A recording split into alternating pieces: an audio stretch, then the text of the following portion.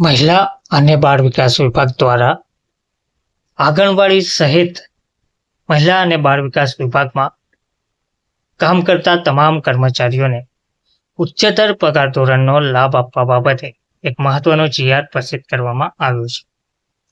જેમાં જણાવવામાં આવ્યું છે, નામદાર હાઈકોર્ટ દ્વારા આપવામાં આવતા ચુકાદા અન્વયે ઉચ્ચતર પગાર ધોરણના તફાવતના નાણાં ચૂકવવા, વળતરની ચૂકવણી તથા વ્યાજ ચૂકવણી વગેરેની વહીવટી મંજૂરી આપવા અંગેની ચાલુ બાબત વર્ષ 2026-27 માટે મહિલા અને બાળ વિકાસ વિભાગે આ પરિપત્ર જાહેર કર્યો છે. વિગતવાર માહિતી શું છે તે જોઈએ. નમસ્કાર મિત્રો, સ્વાગત છે તમારું અમારી યુટ્યુબ ચેનલમાં. મિત્રો, મહિલા અને બાળ વિકાસ વિભાગ હસ્તકની કચેરીઓમાં ફરજ બજાવતા અધિકારીશ્રીઓ, કર્મચારીશ્રીઓના પોસ્ટ સંબંધિત બાબતો જેવી કે વળતર, ચૂકવણી કે વ્યાજ ચૂકવણી માટે બજેટ સદર 106-22-36-80-001-5 કોર્ટ ચુકાદા અન્વયે વળતર અને વ્યાજની ચૂકવણી 100% રાજ્ય ફાળો માટે ₹3.75 કરોડની ચાલુ બાબત તરીકે નીચે દર્શાવેલ બજેટ સદર તેમજ શરતોને આધીન મંજૂરી આપવામાં આવેલ છે. આ અંગેનો ખર્ચ નીચે દર્શાવેલ બજેટ સદરેથી કરવાનો રહેશે. જેમાં માંગણી ક્રમાંક 106 રેવન્યુ, મુખ્ય સદર 2236 પોષણ, પેટા મુખ્ય સદર 80 જનરલ, ગૌણ સદર 001 ડાયરેક્શન એન્ડ એડમિનિસ્ટ્રેશન, પેટા સદર 5 નામદાર કોર્ટના ચુકાદા અન્વયે વળતર અને વ્યાજની ચૂકવણી 100% રાજ્ય સરકારનો ફાળો રહેશે. શરતો આપેલ છે. આ યોજનાનો ખર્ચ તારીખ 1/4/2026 કરવાનો રહેશે. પ્રસ્તુત કામ માટે પ્રવર્તમાન નિયમોને આધીન ચાલુ તથા આગામી નાણાકીય વર્ષમાં પર્યાપ્ત અંદાજપત્રીય જોગવાઈ કરાવી લેવાની રહેશે. આ અંગેનો ખર્ચ રાજ્ય સરકારના સ્થાયી તેમજ વખતો લાગુ પડતા ઠરાવો, પરિપત્રો અને નિયમોની જોગવાઈઓ મુજબ નિયત પદ્ધતિથી કરવાનો રહેશે. આ મંજૂરી અંગે કરવાના થતા ખર્ચ અંગે નાણાકીય ઓચિંત્યના સિદ્ધાંતોનો અમલ કરવાનો રહેશે. આ મંજૂરી અન્વયે ફાળવેલ ગ્રાન્ટનો અન્ય હેતુ માટે ઉપયોગ કરી શકાશે નહીં. બચત રહેતી રકમ વર્ષ આખરે સરેન્ડર કરવાની રહેશે.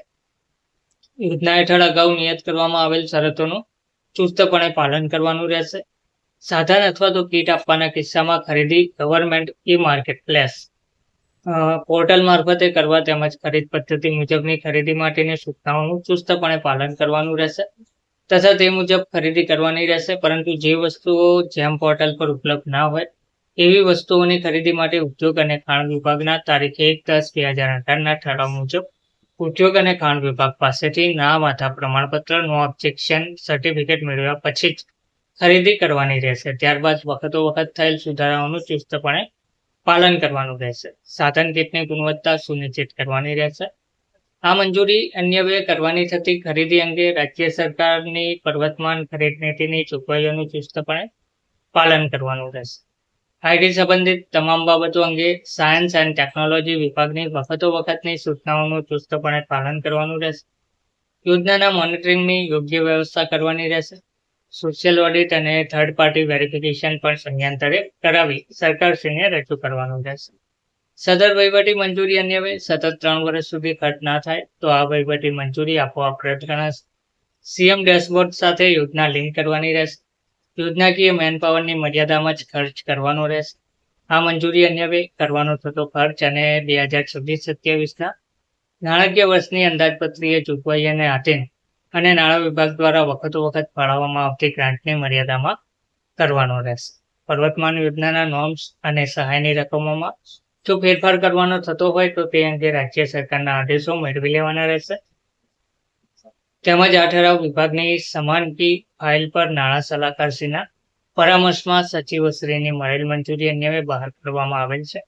આ જે પરિપત્ર છે, જીઆર છે, તે ગુજરાત રાજ્યના રાજ્યપાલશ્રીના હુકમથી અને તેમના નામે નામદાર હાઈકોર્ટ દ્વારા આપવામાં આવતા ચુકાદા અન્વયે ઉચ્ચતર પગાર ધોરણના તફાવતના નાણાં ચૂકવવા, વળતરની ચૂકવણી તથા વ્યાજ ચૂકવણી વગેરેની વહીવટી મંજૂરી આપવા અંગેની ચાલુ બાબત વર્ષ 2026-27 માટે મહિલા અને બાળ વિકાસ વિભાગ દ્વારા જાહેર કરવામાં આવેલ છે, જેની નોંધ લેવા વિનંતી છે. ધન્યવાદ.